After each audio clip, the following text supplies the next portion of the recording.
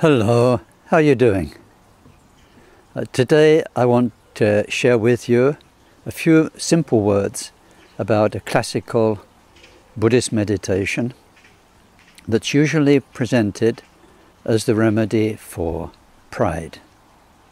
Now we can say pride, we can say ego, and then the word ngajal in Tibetan means so many things, and it's a lot to do with complacency, being fixed in an illusion of oneself,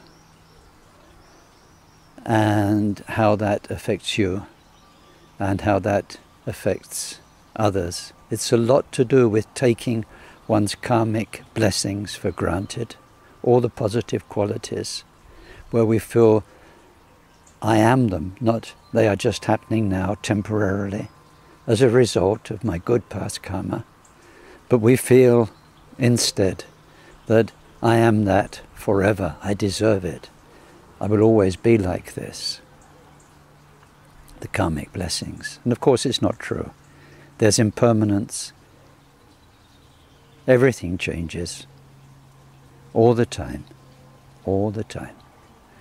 And so this particular meditation is not in depth, it's not in all of its aspects in the way it's found in the Bodhisattva teachings.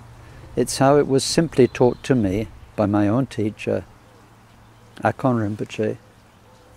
And I hope you'll find it helpful, whoever you are, whether you're a committed Bodhisattva or somebody just interested in Buddhism or not even a Buddhist. It's very, very helpful. And it's called exchanging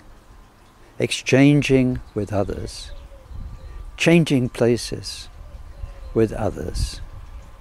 It's very simple. With the people in your life, maybe the ones you live with, maybe the ones you work with, maybe the ones you meet in Dharma centers or the places you go to in life.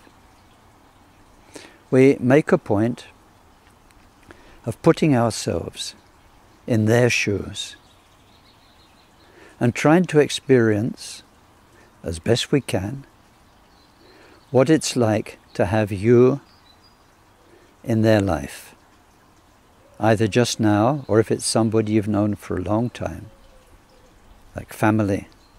Then we go back over the history and we try to review. Now, I said we do it, as best you can. And we can't actually go and plug ourselves into another person's mind. That's impossible. But we can use all the knowledge we have, all the memories we have, all the intelligence we have, all the things we know they've said to us, about us, and so on and so on. Correspondence, emails, things we've exchanged. So we think, like in my case, what's it like to have Ken as my brother? What's it like to have Ken as my student, if it's one of my teachers? What is it like to have Ken as my partner, my husband? And so on, and so on. So we try and jump into their shoes and as sincerely as we can feel how we come across to them. Whether we are looking down on them, very often, whether we are not seeing them anymore, not seeing their qualities, whether we are projecting rubbish onto somebody, keeping them in a tight place, seeing only their faults, not their qualities. So, how for them, how we seem to be seeing them, and then how we are treating them with the words we say and the words we've said, and so on, the plans we have for each other. I'm sorry for that background noise. Some big machine. Let's hope it disappears in the recording. And then we come back to ourselves are with exchanged, and we see if we understand this connection we have, this relationship we have, with new eyes. And in particular, are we being for them the very, very best of friends?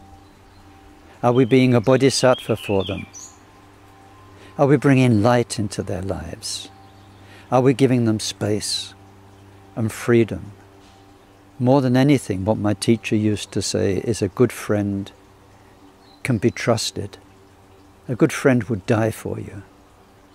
A good friend you can always rely on.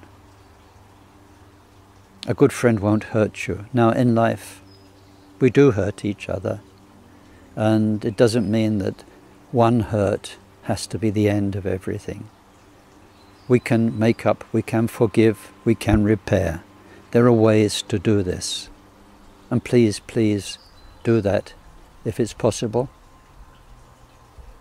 Sometimes giving another person freedom, saying goodbye, letting them go, removing yourself from their life is the kindest thing you could do at that time too. I don't want to make it any more simple than this. I'd like you to think about it.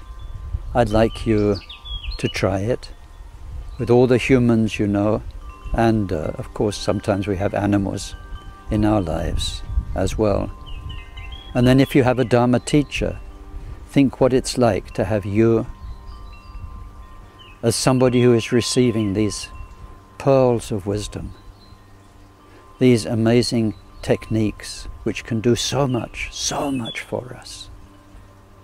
Are you honoring them? Are you treating them as the treasures that they are? Are you practicing them? Are they changing your heart so it glows? Are they freeing your mind like they could do? Exchanging with others, putting yourself in their place, seeing yourself through their eyes. Thank you very much. Look forward to speaking with you soon. And thank you very much to this friendly bird who's accompanied me. Bye-bye.